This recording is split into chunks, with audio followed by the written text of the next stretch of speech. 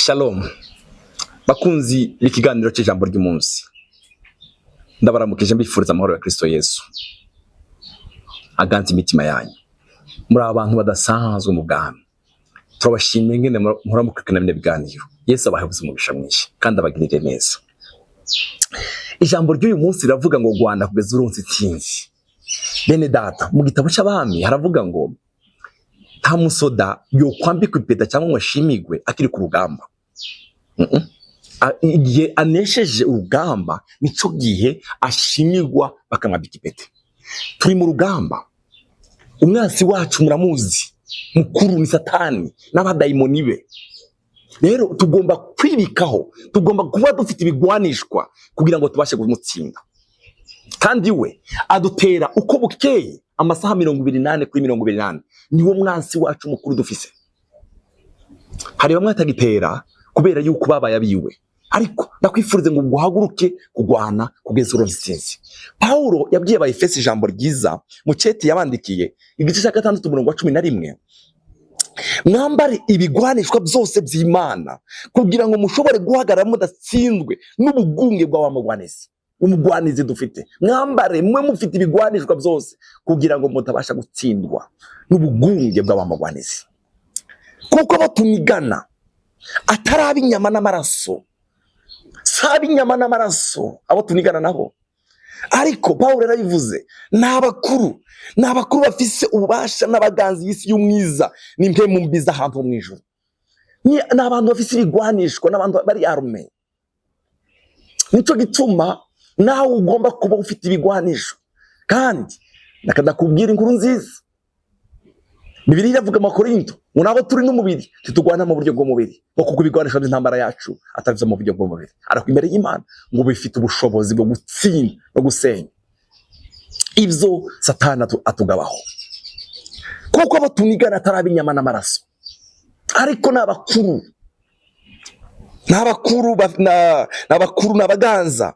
n'abaganzi y'isi y'umwiza, bafite arma yabo, bafite abantu biteguye. Nico gituma ugomba kuba ufite ibigwanisho kugira ngo ubashe kugwana. Kibakakuzana ikintu cyose ngo uraneshejwe, ibikeho bigwanishwa. Kuko kubw'ibyo mwambare ibigwanishwa byose by'Imana kugira ngo mushobore kudatsindwa ku munsi mubi, kandi nimwaheza byose mugahagarara mushikamye. Amen. Mureke mbabwire ibigwanishwa bizotuma dutsinda izino ntambara twamamwe iminsi yose. Reka mbabwire ibigwanishwa bibiri gusa, ni ijambo ry'Imana n'amasengesho. Kandi birabivuga neza hano mu gice mu 18. Twibikeho bigwanishwa, tusome ijambo, niryo rizotuma tunesha zino mpemu mbi z'ahantu mu ijuru. Niyo tuzotuma tunesha abantu bakuru, nivyo bizotuma dutsinda ubuzima bwawe. Gutindana n'Imana no gusenga nivyo bizotuma utsinda wewe. Ngo rugamba rugukikuje, ivyo biguhagaze ruhande, haguruka mukundwa, duhaguruke tugwane. Abo tumigana sabe inyama n'amaraso, ariko n'abakuru.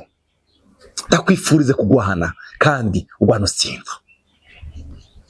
Igitabo cya Samweli wa kabiri igice cya 22 umurongo wa 38 aravuga ngo nakinagije abansi banje ndabarandura, sinava ku rugamba badaheze. Reka kuva ku rugamba ugiterwa, reka kuva ku rugamba, reka kugenda nk'umuntu utakiri ku rugamba. Bavandimwe, tuvyukira mu ntambara, adutera ku manywa n'ijoro.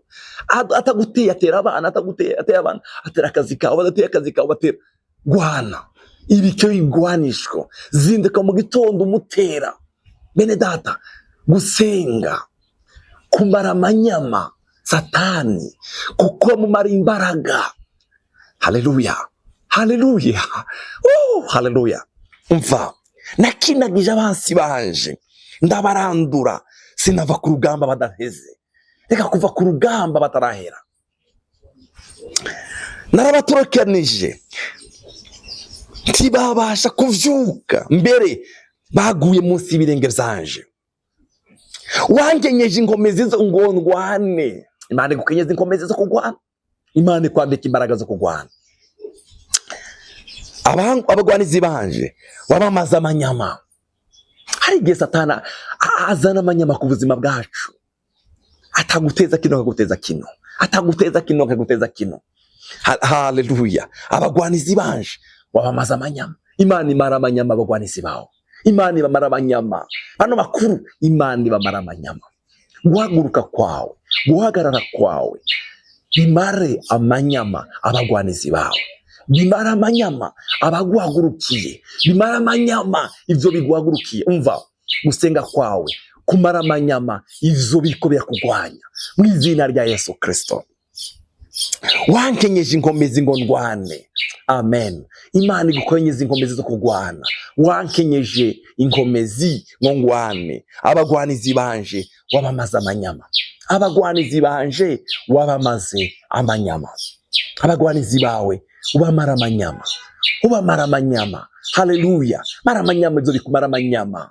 Bavandimwe, hari igihe afata umubiri wawe agomba guteza ingwara. Umva, haguruka ugwanire umubiri wawe. Arakwiba Satani. Yaravuze ijambo ryiza. Yohana yaratubwiye isezerano. Yaravuze ngo uyu muntu nta kindi kimuzana no kwiba. Reka kumurekera ibyawe. Dawudi yarahagurutse aja kugwanya abanzi kugeza abanzi Satani yabize byose. Umurongo wa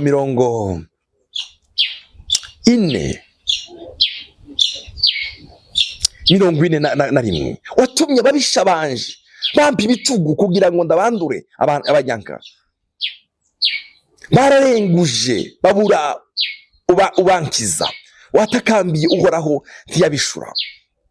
Maze ndabasya bacika nk'umukungu wo kwisi. Ndabasira ibanga nk'umwavu wo kunzira.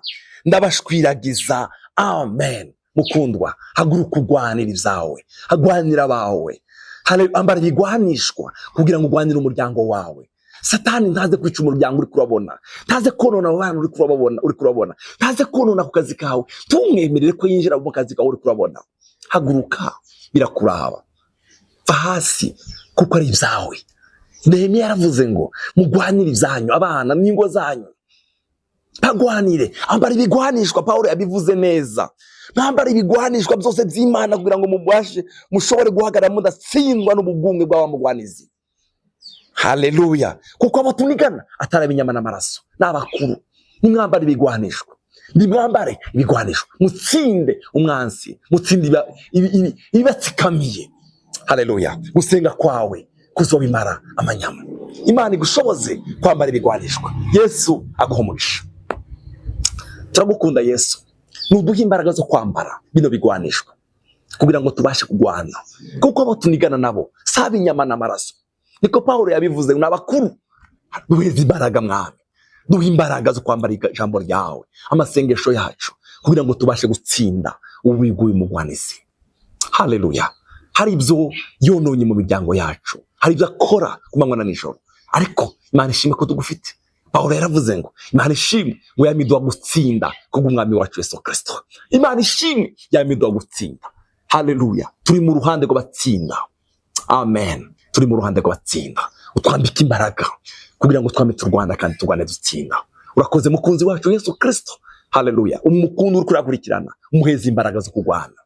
Agwanira ibyiwe. Agwanira biwe. Abere aje mu gihengere kubwa umuryango wiwe nabiwe. Urakoze mwami. Ishura kibi cawe mu izina rya Yesu.